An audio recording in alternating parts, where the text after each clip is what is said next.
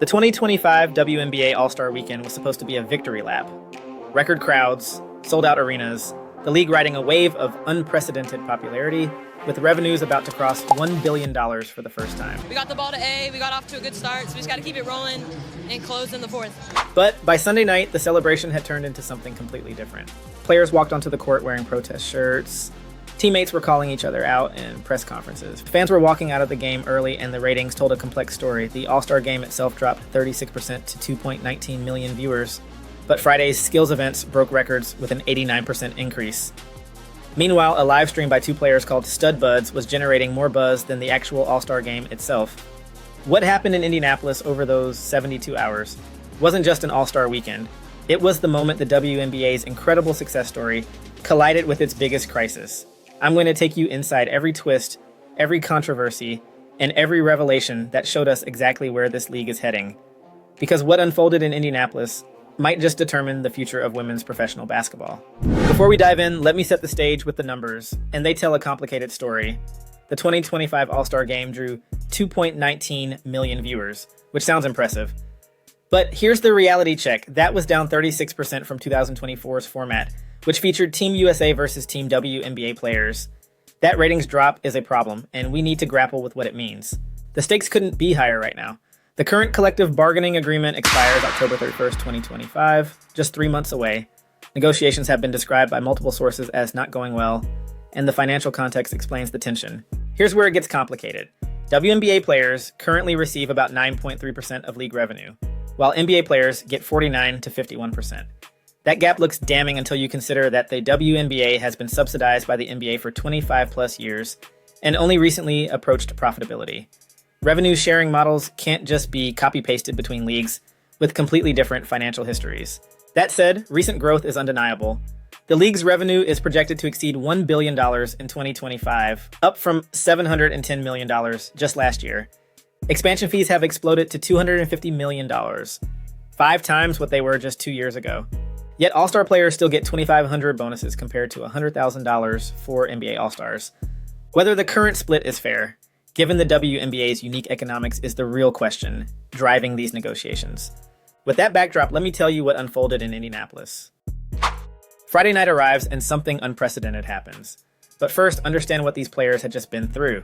They played regular season games on Wednesday, flew straight to Indianapolis for All-Star events with media obligations and practices, and their teams were already scheduled to return to practice on Sunday for Tuesday games. We're talking about maybe 72 hours of actual break time.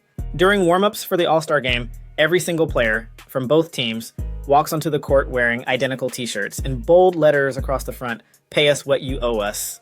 This wasn't spontaneous. League sources confirm there was a morning meeting where players from both All-Star teams coordinated this message. The timing was perfect. Maximum visibility during the league's showcase event, with national television coverage and a sold-out crowd of 20,000 fans. But here's where it gets interesting. The fans were ready for this. Signs throughout the arena read, "Pay the players," and by the fourth quarter, coordinated chants of pay them," echoed through Gainbridge Fieldhouse. This wasn't just player activism, it was a synchronized effort that included the fan base. The message was unmistakable. Despite record revenues, sold-out crowds, and massive new media deals worth $2.2 billion starting in 2026, the players feel left behind. For one night, they had presented a perfectly coordinated front showing the kind of unity that makes league executives nervous during contract negotiations. But that unity was about to crack in the most public way possible. Sunday night arrives, and Kelsey Plum is sitting at the post-game press conference podium after Team Collier's blowout victory. Someone asked about the coordinated t-shirt protest, and her response would end up dominating headlines for days. The t-shirt, the united front was determined this morning that we had a meeting for, Plum begins. Then comes the bombshell. Not to tattletale, but 0 members of Team Clark were very present for that. The room goes silent. Sabrina Ionescu, sitting right next to her, immediately tries damage control. I don't know if you needed to mention that, but it's too late. Someone's already recording, and the clip is about to go viral. Now, what happened next is a perfect case study in how social media can completely hijack a story. Within minutes, this 15-second clip gets ripped from context and starts spreading across Twitter, TikTok, and Instagram. What started as an awkward comment during a press conference becomes Kelsey Plum attacks Caitlin Clark and WNBA civil war. Social media does what it does best. Strips away all the nuance. Lost in those viral clips is the actual context. Kelsey was explaining logistics about a labor protest, not attacking anyone personally. Lost is the fact that Caitlin Clark wasn't even playing due to injury, so her team's absence might have had nothing to do with the protest itself. But context doesn't get likes and retweets. Drama does. Within hours, the story jumps completely outside the basketball world. Political commentators who've never covered a WNBA game are weighing in with hot takes. Sports talk show hosts who couldn't name 5 WNBA players are declaring this the end of league unity. The clips being shared by accounts that have never posted about women's basketball before. And here's where I need to be honest. Kelsey Plum made a legitimate tactical error. She's the first vice president of the WNBA Players Association, and publicly calling out specific teammates during active labor negotiations was poor judgment. Experienced labor organizers would tell you that's exactly how you damage unity and give management ammunition. But here's what the viral reaction revealed that's equally important. The focus immediately shifted from labor issues to manufactured personal drama. Within hours, the story jumped completely outside the basketball world. Political commentators who've never covered a WNBA game were weighing in with hot takes. Sports talk show hosts who couldn't name 5 WNBA players were declaring this the end of league unity. The real issue isn't that people reacted. Plum's comment deserved criticism. The issue is how the reaction completely overwhelmed the actual labor story. Pay us what you owe us got lost while everyone debated whether there was a feud between players who never actually exchanged words about the incident. This illustrates a broader problem with how women's sports get covered. When male athletes have labor disputes, the focus stays on economics and negotiations. When women's sports have the same issues, it often gets filtered through relationship drama and interpersonal conflict. Plum's tactical mistake provided the hook, but the media response revealed something deeper about how seriously these labor issues get treated. The girls were putting out about the same amount of effort that NBA players do in the NBA All-Star Game, and it has been something that Adam Silver has been trying to figure out a way to incentivize NBA players to want to play in that game. While Twitter was melting down over a press conference comment, something even more damaging to the players' cause was happening on the court itself.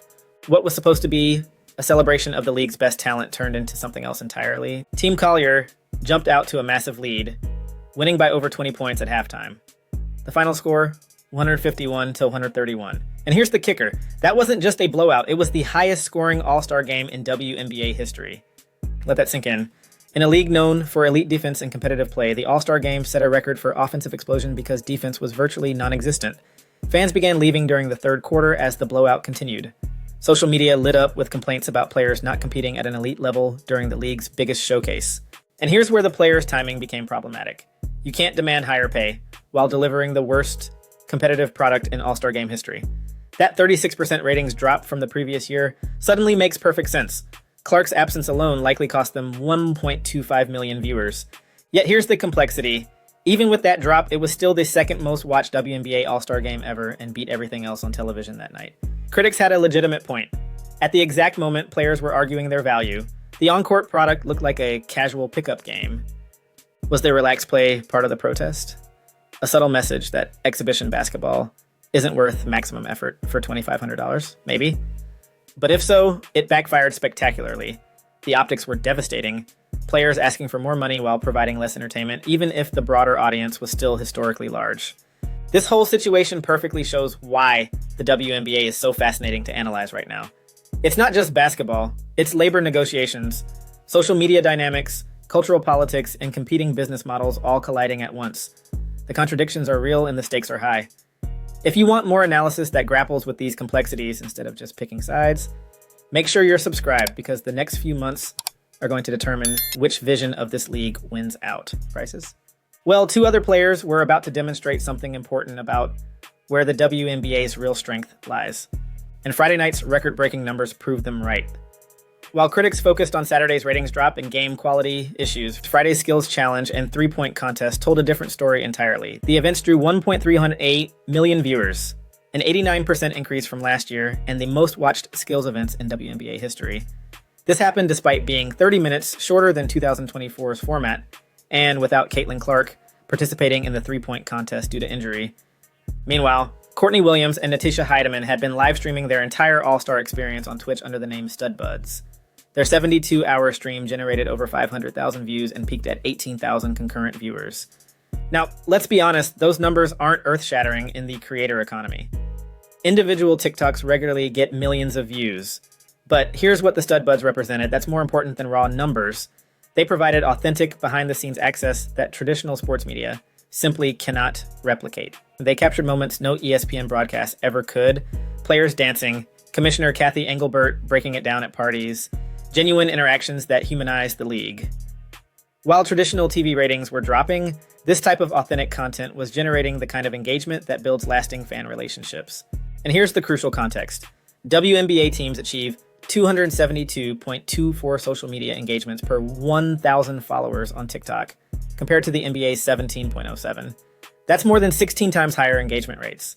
The question isn't whether the stud buds had massive numbers, it's whether they demonstrated a content model that leverages the WNBA's unique strength. The WNBA has never been able to compete with traditional sports on traditional metrics, but in authentic, personality-driven content. They're not just competitive, they're dominant.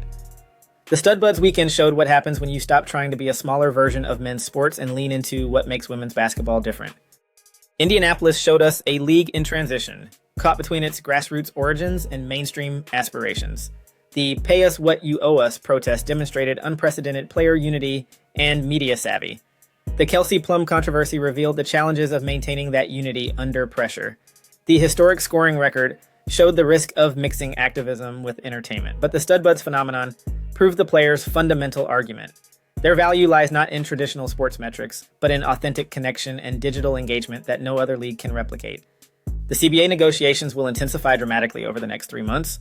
With expansion fees at $250 million per team and revenue crossing $1 billion, the financial stakes have never been higher. But more importantly, the Stud Buds' success gives players concrete evidence of their unique value proposition, digital engagement rates that dwarf traditional sports. The All-Star Game format will likely change within 2 years. That 36% ratings drop, combined with the historic scoring record and fan walkouts, created a perception problem the league can't ignore. Look for structural changes that incentivize competition. Most importantly, I believe this weekend marked the beginning of a fundamental shift in how the WNBA positions itself, not as a traditional sports league trying to replicate male sports success, but as a unique entertainment property built on authentic personality and digital native content creation. The 2025 WNBA All-Star Weekend in Indianapolis will be remembered as the moment the league's contradictions became impossible to ignore. Players made their voices heard through coordinated protest, but tactical mistakes and poor game quality may have undermined their message. The main event lost 1.25 million viewers, but Friday's skills events broke records with 89% growth. Traditional TV ratings told one story, but digital engagement told another. With expansion fees at record highs, revenues crossing $1 billion, and social media engagement rates that dwarf traditional sports, the WNBA has never been more valuable. But with declining traditional viewership, internal tensions exposed, and CBA negotiations stalling, the path forward isn't clear. Here's what the official ratings data confirmed.